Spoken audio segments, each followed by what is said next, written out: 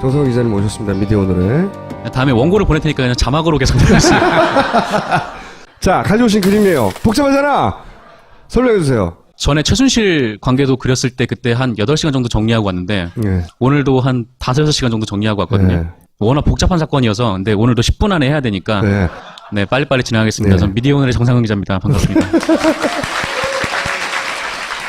일단 여기부터 좀 말씀드려야 될 것 같은데 2011년에 경남기업에서 그 랜드마크 72라는 그 큰 주상복합을 지었어요. 지금 작고한 성완종 회장이 경남기업의 회장이고요. 반기문 총장의 동생이 반기상입니다. 그래서 이제 경남기업이 성완종 회장이 있을 때 굉장히 좀 어려움에 빠져가지고 2009년에 워크아웃에 들어갔다가 그리고 2011년에 조기 졸업을 했어요. 워크아웃을. 그리고 이 조기 졸업과 함께 이제 랜드마크 72를 딱 지어놔가지고 이제 되게 기대를 품고 있었죠. 근데 어디에까지였나요? 랜드마크 72. 베트남 하노이. 네. 베트남 하노이에 지었었습니다. 빌딩 이름이에요. 네. 근데 이거를 다 지어놨는데 자금 사정이 좀처럼 이제 좋아지지 않는 거예요. 이게 분양도 다 안 되고 이게 좀 문제가 있어서 계속 골머리를 앓고 있다가 결국에 2013년에 다시 한번 워크아웃에 돌입을 합니다. 그리고 이때 랜드마크 72를 팔아야겠다라고 성완종 회장이 생각을 해요. 네. 건물 지었는데 안 팔린 거예요. 그래서 돈이 없어서 팔려고. 네. 돈이 없으니까 이제 부채도 많고 그래서 그걸 팔려고 이제 내놨는데 이 워낙 큰 건물이고 하다 보니까 이게 뭐 부동산에 내놓는다고 이게 뭐 사갈 사람이 있는 건 아니잖아요. 그러니까 어느 이제 부동산 브로커 업체 같은 거를 하나 낍니다. 네. 그 부동산 브로커 업체 같은 게 바로 반기문 유엔 사무총장의 조카, 그러니까 반주연 씨가 있었던 콜리어스라는 그 유명한 외국 영국계 네. 부동산 업체였어요. 반주연 씨는 이 반기문의 동생의 아들 이렇게 되는 거예요. 그러니까 근데 반기상 씨가 경남기업의 고문이었기 때문에 아버지 회사, 아버지가 고문으로 있는 회사에 건물을 판매하는 대행을 하게 된 거죠. 네. 네. 근데 그 전부터 계속 반주연 씨가 성완종 회장한테 접근을 해서 이 건물을 팔겠다라고 이제 했던 모양이에요. 그러다가 결국에 이제 2015년 1월에 이 업체한테 맡기기로 경남기업에서 네. 최종 결정을 합니다. 그래서 일이 좀 진행이 되는데 이게 일이 되게 잘 풀렸어요. 그러니까 2015년 3월에 그러니까 선정이 되자마자 2달 만에 카타르 투자청이 이걸 산다고 네. 그렇게 연락이 왔었죠. 국가 단위에서 나선 거죠. 건물이 크니까. 네, 그러니까 매입 의향서를 제출했는데 네. 이제 반주연이 성완종 회장한테 이렇게 설명을 해요. 다 이사진까지 다 허락을 맡았고 네. 이제 대표만 사인하면 된다. 예. 라고 했는데 그러고 나서 얼마 안 있다가 성완종 회장이 자살을 하는 사고가 네. 벌어졌습니다. 저는 자살에 대해서 뭐 의심스럽지만 어쨌든. 예. 네. 그 성완종 회장이 전날 기자회견을 했어요. 그러니까 카타르 투자청이 이거를 매입을 하기로 했으니까 이제 뭐 걱정 안 해도 된다. 뭐 이런 식으로 했던 걸 보니까 이때까지만 해도 반주연 씨를 되게 믿고 있었던 것 같아요. 네. 잘 된다고 하고 있는데 왜 자살을 해요? 그 어려웠던 문제가 풀리는데 어쨌든. 어려웠던 문제가 풀리려는 시점에 성완종 회장이 죽고 그다음에 2015년 5월에 법정 관리에 들어갑니다. 경남기업이. 네. 그런데 이 법정 관리에 딱 들어가니까 이게 뭔가 그 법원 채권단에서 그러니까 법원 이제 하는 업무를 네. 하는 그곳에서 이게 보니까 이상한 거예요. 이게 건물이 안 팔리는 거죠, 계속. 네. 근데 알고 보니까 이 반주연 씨가 이 카타르 투자청의 매입 의향서를 위조를 한 겁니다. 카타르 투자청에서 관심이 있다고 만든 서류가 가짜였던 거예요. 이 사람이 만든. 근데 이미 경남기업은 반주연 씨한테 6억 원을 지급을 했어요. 반기문 사무총장의 조카니까 카타르 정도는 영향을 미칠 수 있지 않을까? 라는 생각을 경남기업이 하게끔 만들었겠죠. 게다가 반기문 총장의 아들이 카타르 도하에 있는 도하은행에 근무하고 있었고. 네. 네. 이렇게 또 연결이 돼요. 그리고 또 반기상 씨는 경남기업의 고문으로 네. 활동하고 있었기 때문에 자, 이게 여기 관련이 되는 겁니다, 이게. 여기 혼자 사기친 게 아니라 그림이 좀 그려지기 시작하는 부분이 있어요. 그래서 2015년 7월에 경남기업이 반주연 씨를 고소를 하는 거죠. 돈 내놓으라고 네. 가짜 의향서를 발견하고 나서. 그리고 2016년 9월, 그러니까 한 3달 전이죠. 네. 이때 판결이 나왔어요. 그러니까 반주연이 위조된 거 인정하고, 그러니까 한마디로 사기를 쳤다는 거죠. 네. 그래서 59만 달러를 배상을 해라. 네. 이렇게 이제 얘기를 했거든요. 받은 돈을 토해내라. 네.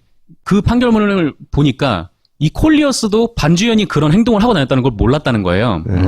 그러니까 처음에 경남기업과 뭔가 사업을 한다는 거는 콜리어스도 알고 있었는데 이 나중에 하다 보니까 뭐 반주현이 계속 막 이메일을 보내면서 경남기업과 왔다 갔다 했던 얘기를 전혀 몰랐고, 그리고 그 6억을 받은 그런 것도 몰랐다라는 이제 언론 보도가 있었죠. 언론 보도에 따르면 반주현은 이쪽 회사도 사기치고 그리고 자기가 속해 있다고 하던 이쪽 자기 소속 회사도 사기를 쳤다. 콜리어스에도 오래 근무했던 게 아니라 저런 계약을 맺기 얼마 전에 그냥 살짝 몸담은 거 아닌가요? 아, 네, 그렇죠. 이제 반주현 씨는 계속해서 그 부동산 브로커 같은 활동을 계속 해왔는데 네. 어느 회사에 속한 적이 거의 없어요. 그러니까 이 사람이 여기저기에 사기 의혹이 있어서 다른 관련 회사들과 그래서 총 13건의 사기건으로 지금 미국에 고소되어 있는데 13건을 다 하기에는 시간이 부족하고 네, 핵심이 이쪽과의 관계라고 봐요. 이쪽과의 관계. 네, 그렇죠. 왜냐면 언론은 여기까지만 보더라거든요. 여기까지만 딱. 이 사기극에 이 가족이 일부라도 소극적으로라도 관여되어 있는가 이게 네. 가장 포인트죠. 그리고 아니면 그냥 배경이었는가, 또 병풍처럼. 소극적으로라도 관여가 되어 있는가 혹은 적극적으로 관여가 되어 있는가 여기 관여가 밝혀지면 이게 큰 사건이 되는 거고요. 이 내용대로 하면 아들이 아버지 회사를 사기친 거예요. 굉장히 이례적인 일이죠. 그 자체로. 그런데 방기상 씨는 반주현 씨가 재판이 난 다음에 판결문이 올 거 아니에요. 네. 근데 반주현 씨가 한국에 못 들어와요. 이제 병역 기피 의혹이 있거든요. 골고루 하시네요. 네. 그래가지고 한국에 못 들어온 상태인데, 그러니까 법원에서는 이거 판결문을 전달을 해야 되는데, 그러니까 당연히 방기상 씨한테 갈 수밖에 없는 거죠. 네. 근데 방기상 씨한테 이거를 줬는데, 방기상 씨는 자기 회사가 사기를 맞은 거잖아요. 네. 나랑 관계없는 일이다라는 말을 했대요.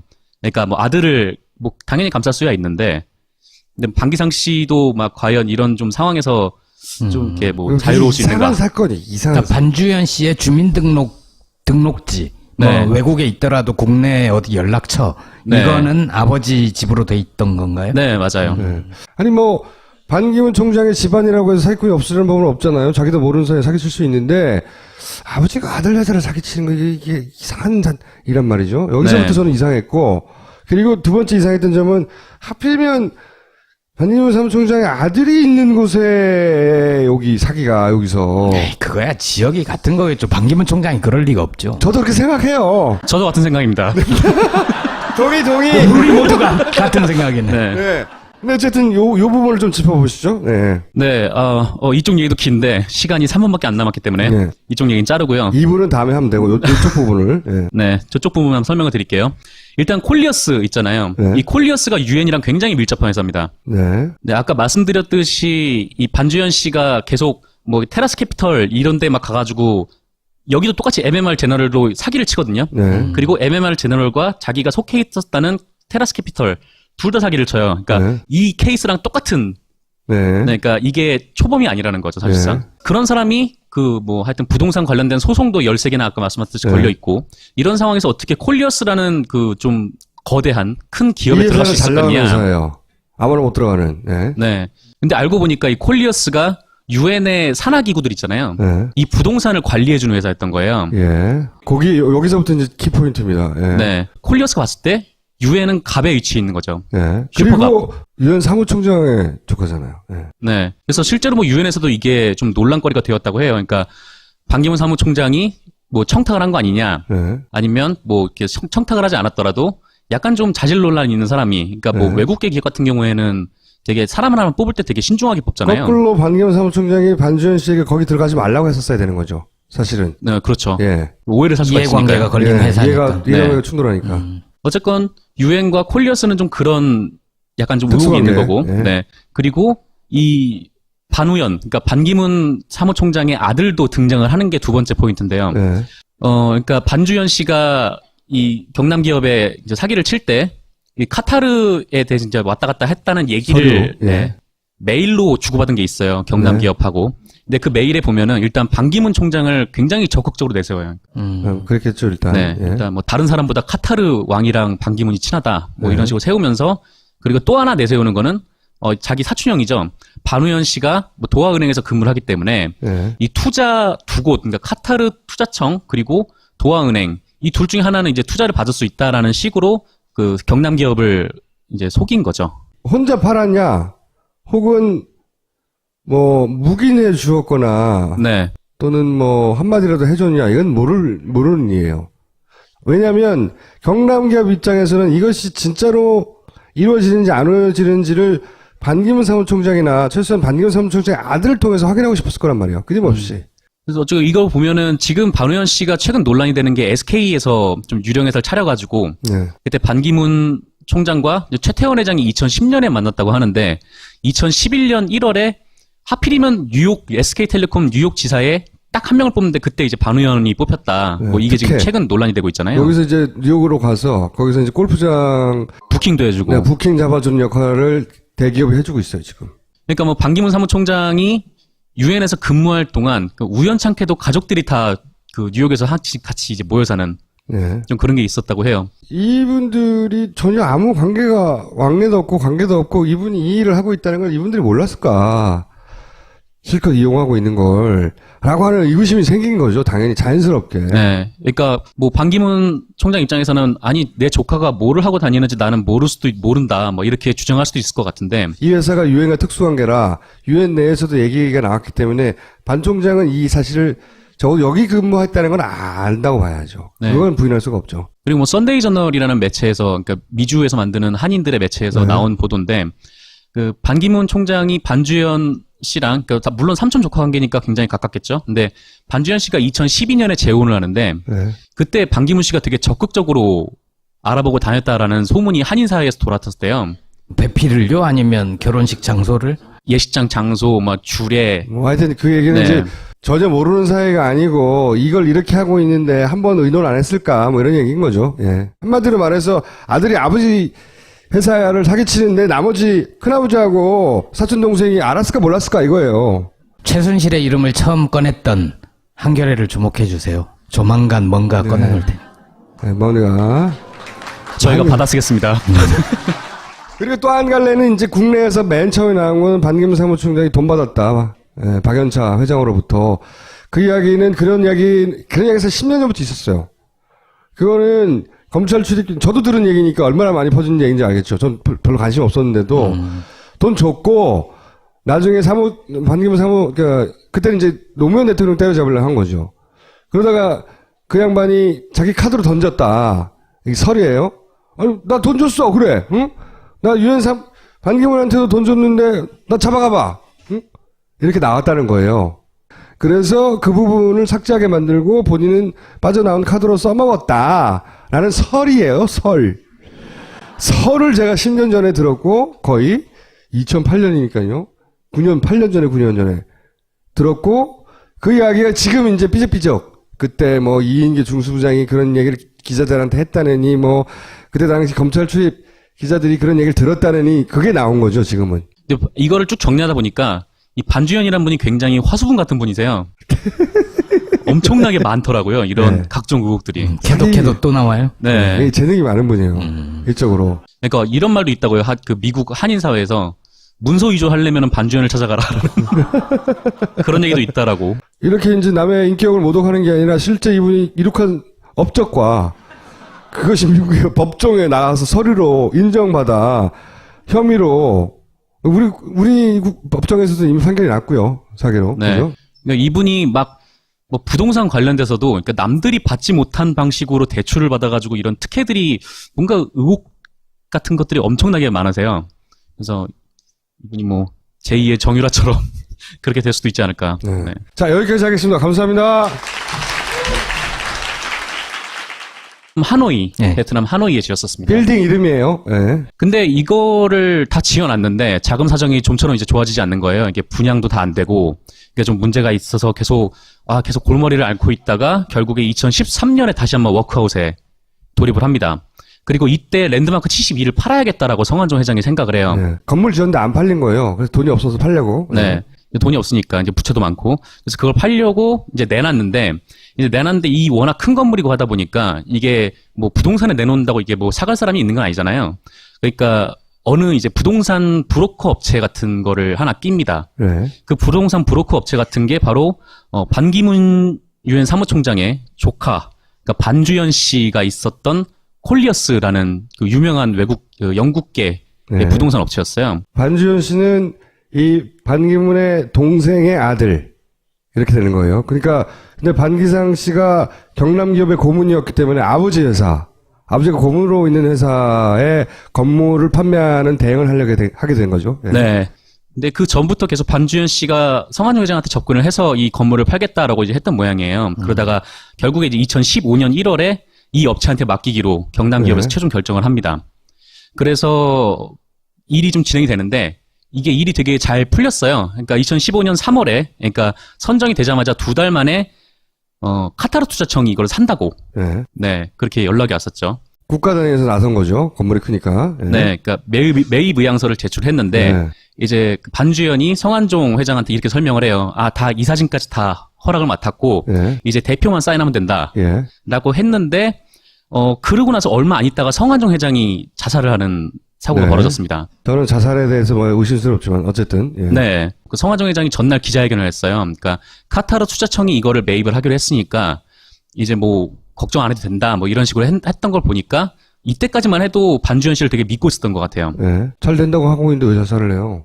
그 어려웠던 문제가 풀리는데 어쨌든 어려웠던 문제가 풀리려는 시점에 성한종 회장이 죽고 그다음에 발견하고 나서 그리고 2016년 9월 그러니까 한 3달 전이죠. 네. 이때 판결이 나왔어요.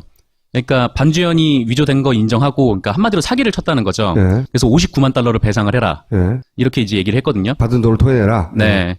그 판결문을 보니까 이 콜리어스도 반주현이 그런 행동을 하고 다녔다는 걸 몰랐다는 거예요. 예. 그러니까 처음에 경남기업과 뭔가 사업을 한다는 거는 콜리어스도 알고 있었는데 이 나중에 하다 보니까 뭐 반주현이 계속 막 이메일을 보내면서 경남기업과 왔다 갔다 했던 얘기를 전혀 몰랐고 그리고 그 6억을 받은 그런 것도 몰랐다라는 이제 언론 보도가 있었죠. 언론 보도에 따르면 반주현은 이쪽 회사도 사기치고 그리고 자기가 속해 있다고 하던 이쪽 자기 소속 회사도 사기를 쳤다.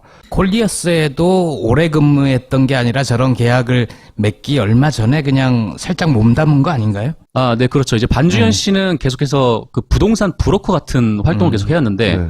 어느 회사에 속한 적이 거의 없어요. 그러니까 이 사람이 여기저기에 사기 의혹이 있어서 다른 관련 회사들과 그래서 총 13건의 사기 정성호 기자님 모셨습니다. 미디어 오늘에. 다음에 원고를 보낼 테니까 그냥 자막으로 계속 보내주세요. 자, 가져오신 그림이에요. 복잡하잖아. 설명해 주세요. 전에 최순실 관계도 그렸을 때 그때 한 8시간 정도 정리하고 왔는데 예. 오늘도 한 5, 6시간 정도 정리하고 왔거든요. 네. 워낙 복잡한 사건이어서 근데 오늘도 10분 안에 해야 되니까 네. 네, 빨리빨리 진행하겠습니다. 네. 전 미디어 오늘의 정상근 기자입니다. 반갑습니다. 일단 여기부터 좀 말씀드려야 될 것 같은데 2011년에 경남기업에서 그 랜드마크 72라는 그 큰 주상복합을 지었어요. 지금 작고한 성한종 회장이 경남기업의 회장이고요. 반기문 총장의 동생이 반기상입니다.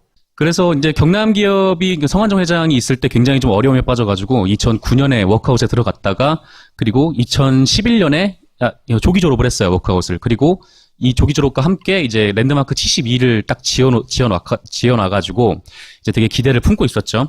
근데 어디에다 지었나요? 랜드마크 72. 베트남 2015년 5월에 법정관리에 들어갑니다. 경남기업이. 그런데 이 법정관리에 딱 들어가니까 이게 뭔가 그 법원 채권단에서 그러니까 법원 이제 하는 업무를 하는 그곳에서 이게 보니까 이상한 거예요. 이게 건물이 안 팔리는 거죠, 계속. 네. 근데 알고 보니까 이 반주현 씨가 이 카타르 투자청에 매입 의향서를 위조를 한 겁니다. 카타르 투자청에서 관심이 있다고 만든 서류가 가짜였던 거예요. 이 사람이 만든. 근데 이미 경남기업은 반주현 씨한테 6억 원을 지급을 했어요. 반기문 사무총장의 조카니까 카타르 정도는 영향을 미칠 수 있지 않을까라는 생각을 경남기업이 하게끔 만들었겠죠. 게다가 반기문 총장의 아들이 카타르 도하에 있는 도하은행에 근무하고 있었고. 네. 네. 이렇게 또 연결이 돼요. 그리고 또 반기상 씨는 경남기업의 고문으로 네. 활동하고 있었기 때문에 자, 이게 여기 관련이 되는 겁니다, 이게. 여기 혼자 사기친 게 아니라 그림이 좀 그려지기 시작하는 부분이 있어요. 그래서 2015년 7월에 경남기업이 반주현 씨를 고소를 하는 거죠. 돈 내놓으라고 네. 가짜 의향서를